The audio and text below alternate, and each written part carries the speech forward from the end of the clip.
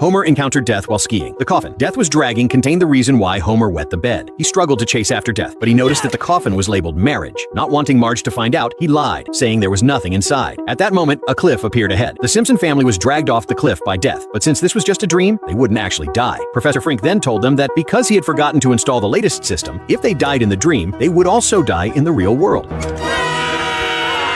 The Simpson family was falling off the cliff at tremendous speed. Now they had to fall asleep within this dream. In this layer of the dream, 1 minute equaled 2 hours in the next dream. Marge hurriedly connected the family to the machine. In the next dream, the Simpson family was attending therapy. The psychologist told them that to solve Homer's problem, he needed to bravely face what was inside the coffin, but Homer kept avoiding it. Bart, unable to wait, opened the coffin directly. Inside, however, was a whole box of fish. There were so many fish that they nearly drowned the Simpson family. Lisa quickly led the family into her own dream, but Bart found this dream boring and switched directly to the next dream. We never do my thing. This dream revealed Homer's deepest thoughts and desires. The people here were made of beer, and even the buildings were constructed from food. The enormous structures made Homer feel very small. Even the spare change in this fantasy store was made of bacon. Marge desperately wanted to find out why Homer wet the bed, but Homer was in no hurry. He even wanted to stay in this dream forever. I'm in me! Oh, I love the down part! Here it comes!